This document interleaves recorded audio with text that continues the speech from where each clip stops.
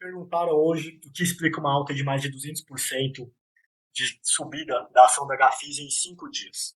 Então eu peguei esse texto do Infomoney aqui porque ele tenta explicar de uma forma um pouco mais resumida, porém o texto ficou um pouco complexo.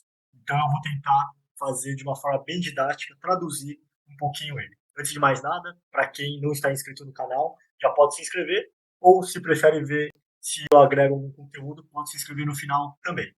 Então vamos começar aqui tentando entender um pouco dessa subida. E antes de mais nada, um disclaimer importante: eu não estou fazendo nenhuma sugestão de compra ou venda de ativo. E eu vou tentar ler alguns parágrafos e depois fazer a tradução do que está acontecendo com isso aqui. Então vamos começar aqui. A Gafisa vem protagonizando os maiores ralis da Bolsa dos últimos tempos, sob um contexto de disputa entre acionistas e venda da participação da construtora no Hotel Fazano em São Paulo por 330 milhões de reais. Entre 27 de dezembro e esta terça-feira 3, o papel acumula alta de 230%, de 6,44 para R$ 21,30, uma alta de 50,4% apenas no pregão dessa terça-feira. Vamos tentar enxergar isso de uma forma gráfica para a gente entender a magnitude dessa subida também. Então, aqui está o papel da Gafisa e a gente consegue enxergar que ele realmente teve uma alta muito expressiva. Ele saiu desses 6,44, como a gente vê aqui, e nesse gráfico de 60 minutos, a gente vê que nesses 5 dias atingiu esse pico de R$ 20 e poucos, até ultrapassou um pouquinho. Continuando aqui, analistas de mercado ouvidos pelo Infomoney traçaram um cenário de tempestade perfeita, em que junta uma boa notícia com a briga entre acionistas para justificar uma disparada de cerca de 200% nos últimos 5 dias. Tempestade perfeita é um termo utilizado quando tudo começa a dar certo, aí numa direção apenas. Então eles estão falando que essa briga entre acionistas se junta com uma outra boa notícia, o que deve ter ocasionado essa disparada de 200% nesses últimos 5 dias. Em um momento em que o mercado não está nada eufórico diante dos primeiros sinais do novo governo, a forte alta encontra mais apoio em movimentos técnicos. Continuando aqui, o principal então desses movimentos técnicos é o short squeeze, onde traders que estavam operando vendidos no papel tiveram que comprar as ações a preço de mercado para devolvê-las aos acionistas titulares. Com um desmonte em massa dessas posições, o papel encontra espaço para valorizar. O que está acontecendo? Quando a gente compra um ativo, imagina que as pessoas compraram Gafisa a R$ 6.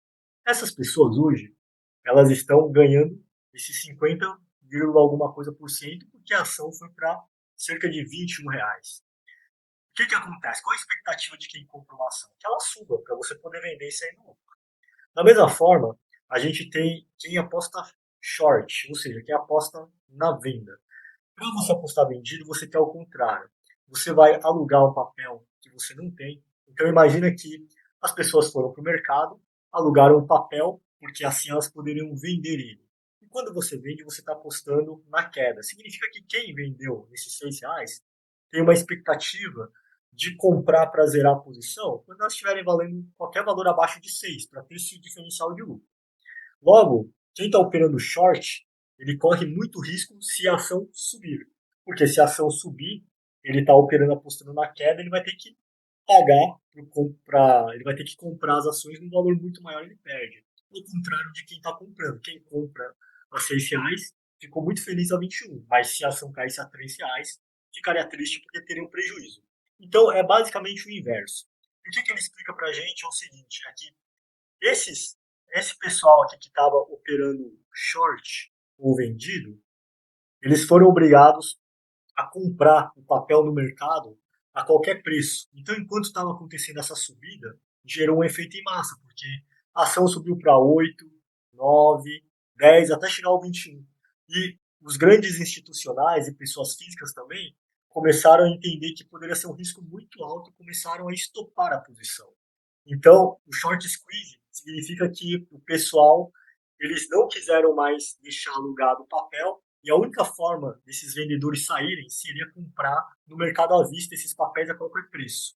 E ninguém quer ser o último a comprar, ninguém quer comprar à medida que vai subindo, porque você está perdendo cada vez mais. Então começa a virar uma corrida de quem começa a conseguir zerar a posição ou sair antes desse papel. Por isso que ele fala que com desmonte em massa dessas posições, o papel encontra espaço para valorizar. Porque à medida que todo mundo vai comprando para sair da posição, esses vendidos, ele vai gerando um desequilíbrio na oferta e demanda do papel. E quando muita gente quer comprar, o preço do ativo vai subindo. Que é o que vai acontecendo. Embora eles estivessem com a intenção de sair da posição quando o papel tivesse uma baixa menor, quando eles enxergaram essa possibilidade de todos os players começarem a sair do papel, todo mundo começou a apostar na corrida para tentar sair antes e sair no menor prejuízo possível. Continuando aqui, um analista de mercado com grande conhecimento no papel destaca que o setor de construção é um dos maiores shorteados, ou seja, é um dos que os investidores mais preferem apostar contra ele, apostar que ele vai cair de preço da bolsa em função do aperto monetário que ocorre no país, o que acaba desestimulando a compra de casas e apartamentos. O que é esse aperto monetário? Quando existe um aperto monetário, significa que a taxa de juros ela vai se manter alta ou continuar subindo. Isso que é o aperto monetário. Porque os investidores estão vendo um risco de inflação mais alta. Então, o que acontece é que o Banco Central ele vai ter que continuar mantendo os juros lá no alto para desestimular a compra, em geral. Porque assim, se você desestimula a compra, basicamente você consegue, de uma certa forma, controlar a inflação. A Gafisa é um papel que, embora seja controverso, tem uma das maiores liquidez entre as construtoras. Essa liquidez acaba atraindo traders para realizar operações com ela, um membro profissional. Quando as pessoas estão operando vendido, uma das grandes questões é que você fica com medo do papel não ter liquidez. O que isso significa na prática? Um papel que é muito líquido significa que ele tem muitas ações negociando na bolsa. E liquidez é um sinônimo de você conseguir entrar muito rápido, ou seja, você consegue comprar e você consegue sair muito rápido. Como são poucos os papéis que têm uma liquidez tão alta, para valer a pena o risco de você operar vendido, porque se você não encontrar comprador, você fica pendurado, como a gente diz na ação, você fica preso nela. Você vai ter que sair a qualquer preço e normalmente vai ser o pior preço, você vai ter um prejuízo muito alto. Então esses traders eles precisam que a ação tenha liquidez. E a Gafisa é um dos que tem a maior liquidez entre as construtoras. Então você consegue comprar muito rápido, num preço ali mais ou menos justo, e você consegue sair muito rápido também. Por isso que esse papel também foi um dos motivos que aconteceu isso com a Gafisa. Assembleia de acionistas no radar. A justificativa para um short squeeze massivo vem da disputa entre a Ash Capital com o acionista de referência da Gafisa, Nelson Tanuri. Acionista de referência, como eu falei agora há pouco, é o acionista que tem uma participação de ações relevantes. Normalmente, a pessoa física comum ela não consegue ser um acionista de referência. Por quê? Porque ela não consegue comprar grandes quantidades. É muito difícil um acionista, pessoa física, comprar 1% das ações, 2%. Coisa que uma grande gestora, como a Ash Capital, ou um acionista de referência como o Nelson Tanuri consegue. Em uma briga que envolveu a Comissão de Valores Mobiliários, CVM, e a Justiça de São Paulo, a Gafisa conseguiu manter sua data proposta para a AGE no dia 9 de janeiro, ou seja, ela vai acontecer. Com vistas a este encontro, muitos titulares das ações começaram a parar de alugar o papel para que possam votar na Assembleia. E aqui está outro motivo. Esses acionistas que têm as ações, que são os titulares, eles pararam de deixar o papel para alugar, porque assim eles mantêm o papel, eles mantêm também o direito de voto na Assembleia. No entanto, a leitura dos analistas é de que os movimentos técnicos estão pulverizados, sendo difícil saber se eles partem de institucionais, que são os fundos, os grandes players, ou de pessoas físicas, embora esses investidores não tenham o hábito de participar de assembleias gerais extraordinárias, que são as AGEs.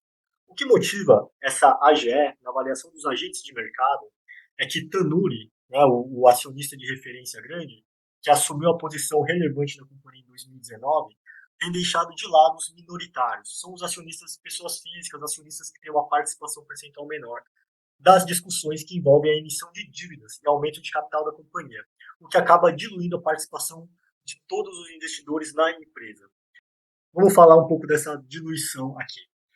Então, o que tem acontecido é que esse Nelson Tanuri, que é um acionista relevante, tem um percentual muito alto de ações, ele tem atuado em questões de emissão de dívidas e aumento de capital da companhia, ou seja, emitido mais ações no mercado. E quando você emite mais ação no mercado, você acaba diluindo a participação de todos os investidores, os outros acionistas. Por quê? Porque você está jogando mais ação. O que acontece? Se a Gafisa ela tem 1.000 ações sendo negociadas e você tem 10%, você tem 100.